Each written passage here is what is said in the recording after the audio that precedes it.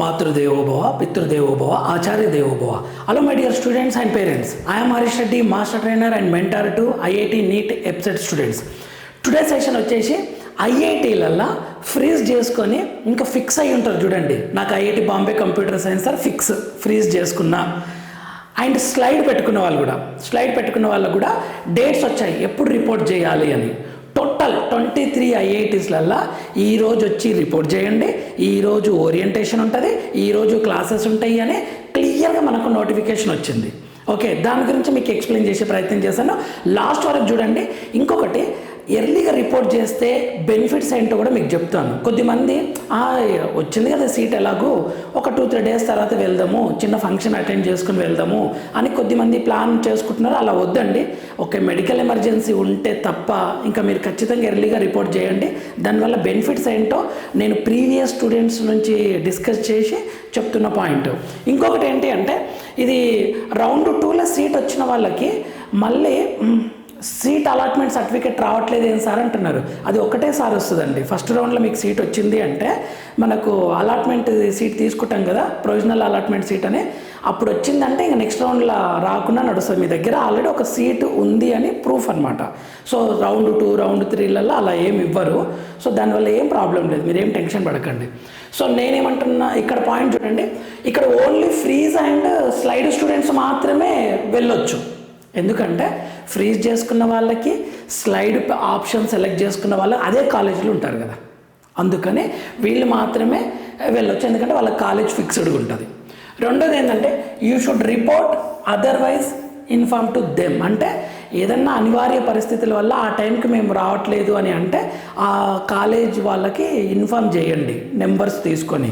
మనకు ఉంటుంది just IIT Madras అని కొట్టిన వెంటనే నెంబర్స్ వస్తాయి. దీని గురించి యూజీ అడ్మిషన్స్ గురించి వాళ్ళకి ఇన్ఫార్మ్ చేయొచ్చు. Okay, see dates from website. నేను మీకు చూపిస్తాను. ఇప్పుడు ఇవి యాక్చువల్గా డేట్స్. నేను ఇది కొంచెం చిన్న వర్కౌట్ చేసి మీకు చెప్తున్నా. సరే, ఇది ఎలా చెప్తున్నారు ఈ డేట్సే అని అంటే మీకు ఇది చూపించబోతున్నా. వెబ్సైట్లోకి వెళ్ళండి, జోసా అని టైప్ చేయండి. జోసా. ఓకే, జోసా వచ్చింది కదా, జోసా మీద క్లిక్ చేయండి. క్లిక్ చేసిన వెంటనే ఇక్కడ revised orientation and class commencement schedule for IITs అని ఉంది. ఓన్లీ ఐఐటీస్దే, ఎన్ఐటి, ట్రిపుల్ వీళ్ళది కాదు. Revised orientation and class commencement schedule for IITs అని ఉంది. దీని మీద క్లిక్ చేయండి. క్లిక్ చేస్తే ఇలా వస్తుంది, revised orientation and class commencement schedule అని వస్తుంది. దీన్ని క్లిక్ చేయండి. వ్యూ 45 KB అని ఉందా రెడ్ కలర్లో, దీన్ని క్లిక్ చేస్తే మీకు డౌన్లోడ్ అయిపోతుంది. ఇది name of IIT Bhilai, IIT BHU, IIT Bhubaneswar, IIT Bombay, IIT Delhi, IIT Dharwad, IIT Gandhinagar, IIT Goa, IIT Gauhati. Okay, ఇలా వస్తుంది అనమాట. ఇండోర్ మొత్తం ఐఐటీస్ గురించి, IIT Dhanbad, IIT Jammu, IIT Jodhpur, IIT Kanpur. ఈ డేట్స్ ఇచ్చారండి, ఈ డేట్స్ ఇచ్చారు. మీకు సింపుల్గా ఇది తీసి పెట్టుకోండి, డౌట్ ఉంటే ప్రింట్ తీసి పెట్టుకోండి. సో నేను నా వైపు నుండి మీకు అదే డౌన్లోడ్ చేశాను. మీకు సింపుల్ వేలా చెప్పడానికి ఇలా రాశాను. ఐఐటి భిలాయ్ ఉంది కదా, రిపోర్టింగ్ ఏమో 23 జూలై, రిపోర్టింగ్ 23 జూలై. ఓరియంటేషన్ ఏమో 23 నుంచి 27 మధ్యన.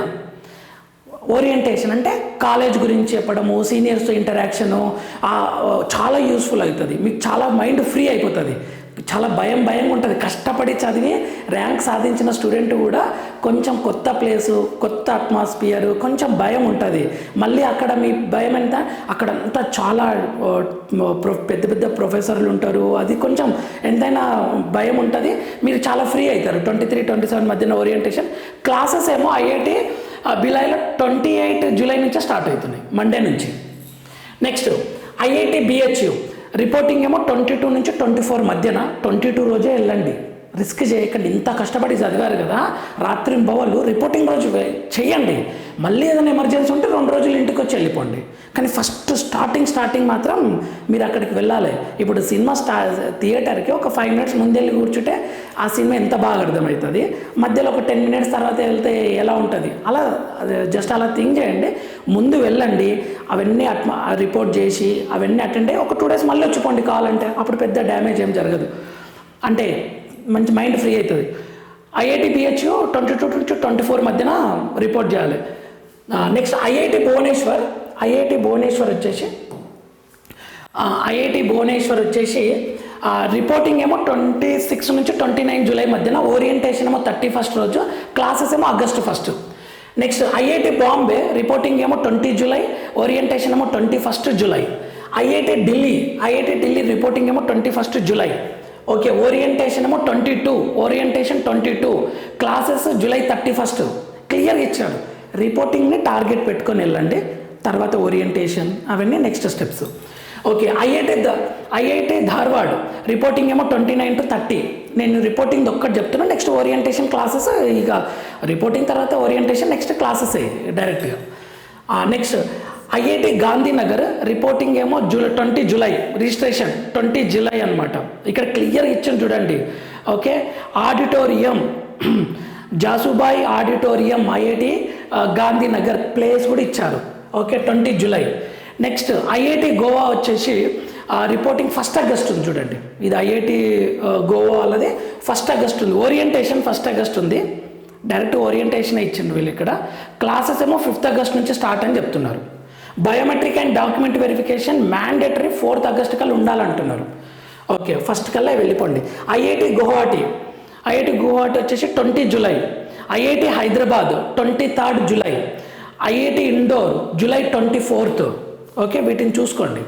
నెక్స్ట్ ఐఐటి ధన్బాద్ ఆన్లైన్ ఏమో 23 నుంచి 28 ఉంది. ఫిజికల్ రిపోర్టింగ్ ఏమో 24 జూలై ఉంది చూడండి, 24 July. Jammu 27 July. Jodhpur IIT Jodhpur 28 to 29 July. Next IIT Kanpur 21st July. IIT Kharagpur 22 to 23 July. IIT Madras 21st July.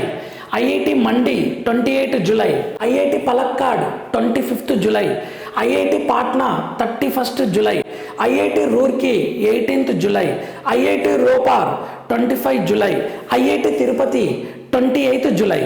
నేను రిపోర్టింగ్ చెప్తున్నా, ఓకేనా. తర్వాత ఓరియంటేషన్ ఉంటుంది, క్లాసెస్ స్టార్ట్ ఉంటుంది. వీటిని చూసుకొని కరెక్ట్ ఇది ప్రింట్ తీసుకొని మీకు ఏది వస్తుంది దాన్ని రాసి పెట్టుకోండి, లేదా వెబ్సైట్లో చూడండి, మీకు క్లియర్ ఇన్ఫర్మేషన్ ఉంటుంది. మీకు ఏమన్నా ప్రాబ్లం ఉండి వెళ్ళకుంటే వాళ్ళకి ఫోన్ చేసి ఇన్ఫామ్ అయితే చేయండి, వాళ్ళు చెప్తారు మ్యాండేటరీ అంటారా ఏంటి అని చెప్తారు.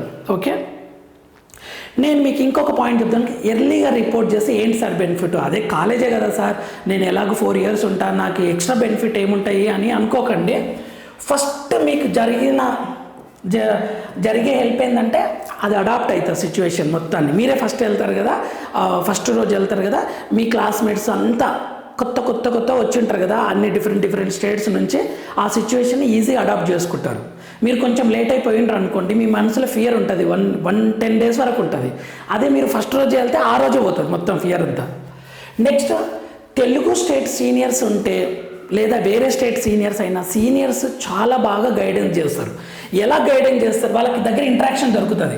సార్ మేము మేము జూనియర్స్ ఇప్పుడే వచ్చాము అంటే వాళ్ళు ఎలా గైడెన్స్ ఇస్తారో చూడండి. ఈ సెంట్రల్ యూనివర్సిటీలల్లో ఐఐటీలల్లో చాలా ఇంపార్టెంట్. నేను పర్సనల్గా ఎక్స్పీరియన్స్ చేసి మరీ చెప్తున్నా, నాకు నా సీనియర్స్ ఎలా హెల్ప్ చేశారు అనేది క్లియర్గా చెప్తా చూడండి. They give very useful. ఏం యూస్ఫుల్ సార్? నా ర్యాంక్ని బట్టి నాకు ఒక హాస్టల్ రూమ్ ఇస్తారని మీరు అనుకుంటారు, కానీ అక్కడున్న హాస్టల్స్లలో సీనియర్స్ ఏమంటారంటే, నువ్వు వాళ్ళు ఈ హాస్టల్ ఇస్తే ఈ రూమ్ తీసుకో, అక్కడ మస్కిటోస్ ఉంటే కొంచెం గైడెన్స్ ప్రాపర్గా ఇస్తారు. నువ్వు వార్డెన్ వెళ్ళి కొంచెం రిక్వెస్ట్ చేసుకో, ఆ హాస్టల్ ఇవ్వచ్చు అని అడుగుతారు. రిక్వెస్ట్ చేయి, నాకు ఈ Tungabhadra hostel, okay Sindhu hostel, okay Kaveri hostel, names అలానే ఉంటాయి, నదుల పేరు కానీ సైంటిస్టుల పేరు కానీ ఇలా ఉంటాయి. సో ఆ హాస్టల్ ఇవ్వండి అని అడగొచ్చు. అదొకటి. తర్వాత ఈ హాస్టల్ అంటే నీకు డిపార్ట్మెంట్కి ఇంత దగ్గర అవుతుంది, మెస్కి ఏ ప్రాబ్లం ఉండదు, నీకు కొంచెం ఫాస్ట్ వెళ్ళి వాకబుల్ కూడా ఉంటుంది, క్యాంపస్ చాలా పెద్ద ఉంటుంది కదా. ఓకే, నీకు తెలియకుండా వేరే హాస్టల్ ఇస్తే రిక్వెస్ట్ చెయ్యి అని కొన్ని గైడెన్స్ ఇస్తారు. వాళ్ళు 1 year నుంచి ఉంటారు కదా. నెక్స్ట్ మెస్ కూడా ఒక్కటే మెస్ ఉండదు ఐఐటి మొత్తానికి, డిఫరెంట్ మెస్ ఉంటుంది. ఒకటి నార్త్ స్టైల్ మెస్ ఉంటుంది, ఒకటి సౌత్ స్టైల్ మెస్ ఉంటుంది, ఒకటి నాన్ వెజ్కి బాగుంటుంది. సీనియర్స్ చెప్తారు, ఈ మెస్ చూస్ చేసుకో, వార్డెన్కి ఇది ఇచ్చిన ఈ మెస్లో నేను ఫీజు కడతా అని చెప్పు, అలా తీసుకో అని చెప్తారు. నెక్స్ట్ లైబ్రరీ గురించి కూడా చెప్తారు. ఇక్కడ చాలా లైబ్రరీస్ ఉంటాయి, సో ఈ లైబ్రరీ నీకు దగ్గర ఉంటుంది. ఇటువంటి గైడెన్స్ క్లియర్ ఇస్తారనమాట. అడ్మిషన్ స్టెప్స్ కూడా, నువ్వు ఫీజు కట్టాలంటే నువ్వు ఇమీడియట్గా అక్కడికి వెళ్ళి లైబ్రరీ కంప్లీట్ చేసుకో, ఇక్కడ వెళ్ళిన తర్వాత ఇది జిమ్ కూడా ఉంటుంది అనమాట. నీకు అన్ని వాటి గురించి ఎక్స్ప్లెయిన్ చేస్తారు. ఇక్కడ ఎగ్జామ్ సెంటర్ ఉంటుంది, ఇక్కడ అడ్మిన్ బిల్డింగ్ ఉంటుంది అని చెప్తుంటారు. ఇది చాలా యూస్ఫుల్ అవుతుంది సీనియర్స్ తోటి. ఓకే, సీనియర్ దగ్గర గైడెన్స్ అదేమంటారు ఇంటరాక్షన్ చాలా ఇంపార్టెంట్. ఇది ఒక పాయింట్. నెక్స్ట్ పేరెంట్స్కి కొన్ని ఐఐటీస్ అకామిడేషన్ ఇస్తుంది. యాక్చువల్లీ అక్కడ ఉన్న స్టూడెంట్కి ఒకటి ఉంటుంది. ఇప్పుడు ఒక హాస్టల్ ఉన్నాను నేను, ఫర్ ఎగ్జాంపుల్ నేను కావేరీ హాస్టల్ ఉంటే మా పేరెంట్ ఎవరైనా రిలేటివ్స్ వస్తే అక్కడ ఎంట్రీ చేసి ఒక రోజు వరకు హాస్టల్కి గెస్ట్ రూమ్స్ కూడా ఉంటాయి అన్నమాట. సో ఫుడ్ బయట తిన్నా మేము ఇక్కడ ఉంటారు అని టోకన్స్ ఉంటాయి వాళ్ళకి. మళ్ళీ స్టూడెంట్కి ఒక టోకన్ ఇస్తే వాళ్ళ పేరెంట్కి ఫుడ్ అరేంజ్ చేస్తారనమాట. ఇటువంటి పాసిబిలిటీస్ ఉంటుంది. లేదు అదంతా ఇబ్బంది అవుతుంది, కొత్త ఉందంటే బయట బయట హోటల్స్ని చూసుకోండి. ఇది ఒకటి ఇంపార్టెంట్. ప్రిపేర్ అయ్యి ఉండండి మెంటల్గా accommodation point of view. Next don't miss orientation గురించి అస్సలు మిస్ కాకండి. ఏం చెప్తారు సార్, నేను గూగుల్లో కూడా చూసా ఐఐటి మద్రాస్ అంటే ఏంటి, ఐఐటి కాన్పూర్ అంటే ఏంటి అనుకోకండి. అక్కడ వాళ్ళ మధ్యన వాళ్ళని చూస్తూ వాళ్ళతో మాట్లాడుతుంటే మీకు చాలా మైండ్ ఫ్రీ అవుతుంది. ఓరియంటేషన్లో సీనియర్కి జూనియర్కి ఇంటరాక్షన్ దొరుకుతుంది. మనకు లక్కీగా మీరు హైదరాబాద్ ఉన్నారు, హైదరాబాద్ నుంచి ఒక సీనియర్ ఉన్నాడు, రీజియన్ ఫీలింగ్ ఖచ్చితంగా ఉంటుందండి. ఇది కరెక్టా రాంగా నేను చెప్పను. యు ఆర్ ఫ్రమ్ హైదరాబాద్, నేను హైదరాబాదు అని చెప్పేసి కొంచెం అక్కడ ఒక ఫ్యామిలీలకు అటాచ్మెంట్ పెరుగుతుంది. మీరు చెన్నై, మీరు ఆంధ్రప్రదేశ్ ఉన్నారు, నేను ఆంధ్రప్రదేశ్ ఏ డిస్టిక్ అని ఇలా ఒక ఇంటరాక్షన్ దొరుకుతుంది. ఇది కాదనలేని ఇంటరాక్షన్, చాలా బాండింగ్ ఉంటుంది. 4 years వరకు ఉంటుంది ఆ బాండింగ్. నేను చూశాను కదా క్లియర్గా. మన స్టేట్ని ఏ స్టేట్ సీనియర్ ఆ స్టేట్ స్టూడెంట్కి హెల్ప్ చేస్తాడు పక్క. ఎందుకంటే వాళ్ళ కష్టాలు పడి ఉంటారు కదా 1 year. అది సీనియర్ జూనియర్ ఇంటరాక్షన్ ఉంటుంది. క్యాంపస్ గురించి క్లియర్గా చెప్తారు. ఏం భయపడాల్సిన అవసరం లేదు. సింపుల్గా ఇలా ఉంటుంది అలా ఉంటుందని మీ మైండ్ కొంచెం ఫ్రీ అవుతుంది. Next don't miss opportunity to give your introduction. Me senior ఉండి నీ గురించి చెప్పు అంటే నువ్వు తెలుగులో చెప్తావా, హిందీలో చెప్తావా, ఇంగ్లీష్లో చెప్తావా, తమిళ్లో చెప్తావా, లేకుంటే వాళ్ళు తిట్టుకుంటారా, నవ్వుతారా, ఇవన్నీ పక్కన పెట్టండి. నా నేమ్ ఇది, మా ఫాదర్ నేమ్ ఇది, మా బ్యాక్గ్రౌండ్ ఇది, నేను ఇలా వచ్చాను, నా అకాడమిక్స్ ఇవన్నీ ధైర్యంగా చెప్పండి. మిమ్మల్ని మీరు షైన్ చేసుకునే ప్రాసెస్ అక్కడితో స్టార్ట్ అవుతుంది. ఓకే, ఇంట్రడక్షన్ చెప్పాను. ఒక సీనియర్ ఉండి నువ్వు అసలు ఇంగ్లీషే మాట్లాడతలేవు, బట్లర్ ఇంగ్లీష్ ఉంది, నువ్వు కాపీ కొట్టొచ్చావా అని అంటాడు ఒక సీనియర్. ఇలా క్రిటిసిజం. కొద్దిమంది ఏమో అరే భలే మాట్లాడావు నువ్వు అంటారు. పొగడ్తలకు పొంగిపోకండి, క్రిటిసైజ్ చేస్తే కుంగిపోకండి. మిమ్మల్ని మీరు రాటు తెలుసుకుని ఇంతవరకు ప్రిపేర్ అయింది బుక్స్తో జర్నీ. ఐఐటి ప్రిపరేషన్ అనేది బుక్స్తో జర్నీ. బుక్స్ చదివారు, మీ నాలెడ్జ్ని ఇంప్లిమెంట్ చేశారు. ఇప్పుడు ఐఐటి ఇలా చదవడం పీపుల్స్తో జర్నీ, సొసైటీతో జర్నీ, ఛాలెంజెస్తో జర్నీ. బుక్స్ అనేది సెకండరీ అవుతుంది, సబ్జెక్ట్ అనేది సెకండరీ అవుతుంది. మీరు మనుషులతో గడిపేది, ఆపర్చునిటీస్ పట్టుకునేది, ఛాలెంజెస్, ఈ జర్నీ స్టార్ట్ అవుతుంది అనమాట. మీరు ఇప్పుడు ఏమంటారు ర్యాంక్ తెచ్చుకోవడం అనేది ఇండివిజువల్. నువ్వు ఒక 4 hours ఎక్కువ చదివితే నీకు వచ్చేస్తుంది. కానీ ఐఐటీలలో సక్సెస్ కావాలంటే మనుషులతో మాట్లాడాలి, ప్రొఫెసర్తో ఇంటరాక్ట్ కావాలి, మళ్ళీ బుక్స్తో ఫైట్ చేయాలి, మిమ్మల్ని మీరు మార్చుకుంటూ వెళ్ళాలి. ఒక బిల్డ్ అవుతుంది అనమాట థాట్ ప్రాసెస్. సో మిమ్మల్ని మీరు ఇంట్రడక్షన్ చేసుకోండి. ఒక్కటే చెప్తున్నా, వాళ్ళు నవ్వుతారనో తిడతారనో లేదా పొగడ్తల కోసమో వర్క్ చేయకండి. తిడతారని భయపడకండి, క్రిటిసైజ్ చేస్తారని భయపడకండి, నన్ను పొగడాలి వాళ్ళు అని ఎక్స్పెక్టేషన్స్ తోటి వర్క్ చేయకండి. నాకు అవకాశం వచ్చింది, మాట్లాడిన, అది తప్ప కరెక్టా పక్కన పెడదాం. తప్పు ఉంటే వాళ్ళు కరెక్ట్ చేసిండ్రు అనుకుని కరెక్ట్ చేసుకోండి. ఎందుకంటే ఇప్పుడు సీనియర్ ముందల మీ గురించి చెప్పేది ఎప్పుడు యూజ్ అవుతుంది అంటే ఆఫ్టర్ 4 years తర్వాత ఒక కంపెనీలా జాబ్ కోసం పోయినప్పుడు యూజ్ అవుతుంది. ఇప్పుడు సీనియర్ ముందల చెప్పారు, సీనియర్ నవ్వాడు, ఇన్స్ట్రక్షన్ ఇచ్చాడు, ఇది మీరు మర్చిపోరు, లైఫ్లో మర్చిపోరు. ఇదే మీ గురించి సెల్ఫ్ ఇంట్రడక్షన్ ఒక కంపెనీ ముందల ఇంటర్వ్యూ జరిగినప్పుడు అప్పుడు ధైర్యంగా ఇవ్వగలుగుతారు. ఎందుకంటే అంతవరకు మీరు షైన్ అయి ఉంటారు కదా. సో అక్కడ ప్రతి స్టెప్ యూజ్ అవుతుంది. ఓకే, నేనైతే క్లియర్ చెప్తున్నా, I'm from central university. Seniors ragging ఇవన్నీ చేశారు, చాలా ఇబ్బంది పడ్డాను. కానీ తర్వాత అదే నాకు చాలా హెల్ప్ అయింది. ఓకేనా, ఇవి చాలా చాలా యూస్ఫుల్ అవుతుంది. Don't miss opportunity to give your introduction. Next what ever maybe your communication, butter English అని తెలుగులో చెప్పండి. మీకు భయం అవుతుంది, నా పేరు హరీష్ రెడ్డి, ఐఎమ్ కమింగ్, నేను హైదరాబాద్ నుంచి వచ్చాను, నాకు సరిగ్గా ఇంగ్లీష్ రావట్లేదు, కానీ నాకు ఐఐటీల ర్యాంక్ మాత్రం మంచిగా వచ్చింది, ఐఎమ్ సారీ, ఎవరికైనా అర్థం కాకపోతే అని ఒక వర్డ్ ఇవ్వండి. ఎంత బాగా రిసీవ్ చేసుకుంటారో చూడండి వాళ్ళు. Okay, next ready to face challenges. మిమ్మల్ని క్రిటిసైజ్ చేస్తారు, బాధపడకండి. మిమ్మల్ని కొద్దిమంది పొగుడుతారు, అవసరం కోసం పొగుడుతుండొచ్చు, లేదా నచ్చి పొగుడుతుండొచ్చు. భయపడకండి, బాధపడకండి, టెన్షన్ తీసుకోకండి. టఫ్ ఎగ్జామ్స్ ఉంటాయి. మీకు ఒక ఎగ్జాంపుల్ చెప్తా. నేను క్లాస్లో కూర్చున్నాను, first class, PG central university, నాది qualification, PhD Osman university. So క్లాస్లో కూర్చున్నాం, ప్రొఫెసర్ వచ్చారు. నా పక్కన మా ఫ్రెండ్ జస్ట్ ఇలా నా వైపు చూశాడు. ఏం డిస్టర్బెన్స్ లేదు, ప్రొఫెసర్ వచ్చాడు, ఇలా రాస్తున్నారు, క్వాలిఫైడ్ ప్రొఫెసర్స్, సెమినార్ హాల్ ఉంటాయి కదా. మా ఫ్రెండ్ ఇలా చూశాడు అంతే నా వైపు. అరే నాకు నోట్స్ పెన్ను ఏదో అడిగి ఇట్లా చూశాడు. ప్రొఫెసర్ లేపి, మంచి ర్యాంకర్ అనమాట వాడు, ఆ ప్రొఫెసర్ లేపి ఎందుకు వచ్చాను, first get out from the class అని చెప్పేసి సీరియస్గా తిట్టాడు. మేమందరం స్టన్. అరే మేము ఏం మిస్టేక్ చేసినాము, జస్ట్ ఇక్కడ చూశాడు, ఎంత కష్టపడి ఈ ప్లేస్కి వచ్చినాము, ఈ ప్రొఫెసర్ ఏంది సింపుల్గా గెట్ అవుట్ ఫ్రమ్ క్లాస్ అంటాడు అని చాలా బాధపడి 2-3 డేస్ అదే నర్వస్లో ఉన్నాడు. కానీ అదే ప్రొఫెసర్ తర్వాత చాలా హెల్ప్ చేశాడు. అంటే ఇటువంటివి ఉంటాయి, భయపడకండి. మీరు నాకు ఐఐటి ర్యాంక్ ఫస్ట్ ర్యాంక్ వచ్చింది, 30 ర్యాంక్ వచ్చింది, ఆల్ ఇండియా ర్యాంక్ వచ్చింది, మా కాలేజ్లో మా ఫ్యాకల్టీ ఫోటోలు దిగారు, డ్యాన్సులు చేశారు, ప్రౌడ్, నాది ఫోటో పేపర్లో కూడా వచ్చింది అని అంత తీసుకోకండి హైప్. ఐఐటి ప్రొఫెసర్లు ఎలా ఉంటారు అంటే క్వాలిఫైడ్ ప్రొఫెసర్స్ కదా, మిమ్మల్ని ఇట్లా ఇట్లా ఇట్లా తీసేస్తారు స్టార్టింగ్లో. అదే మీరు వర్క్ చేస్తున్నారు అని తెలిస్తే మిమ్మల్ని వాళ్ళే ఇట్లా వాళ్ళ తలపైన పెట్టుకొని ప్రపంచానికి చూపిస్తారు ప్రొఫెసర్స్. కానీ స్టార్టింగ్ మాత్రం మిమ్మల్ని చిన్న మిస్టేక్ చేసినా ఘోరంగా తిడతారు, అండర్ ఎస్టిమేట్ చేస్తారు, పట్టించుకోరు. మీరు మంచి రెస్పెక్ట్ ఇస్తారు, వాళ్ళు అసలు విష్ కూడా చేయరు. నేనైతే పోతుంటే సార్ గుడ్ మార్నింగ్ సార్ అంటే కూడా చూడరు. ఇక్కడ వైపు మనకు అనిపిస్తుంది, అరే ఇంత మంచిగా విష్ చేస్తుంటే సార్ చూడొచ్చు కదా అని. ఇది రెడీ అయ్యి ఉండండి, మంచిగా బిహేవ్ చేసి ప్రొఫెసర్ స్టార్టింగ్ నుంచి ఉంటే ఫుల్లీ హ్యాపీ. కానీ దీనికి ప్రిపేర్ అయ్యి ఉండండి. Okay, next ready to face any challenges. ఇది ఒకటి. Take full guidance from seniors నుంచి, మంచి గైడెన్స్ తీసుకోండి.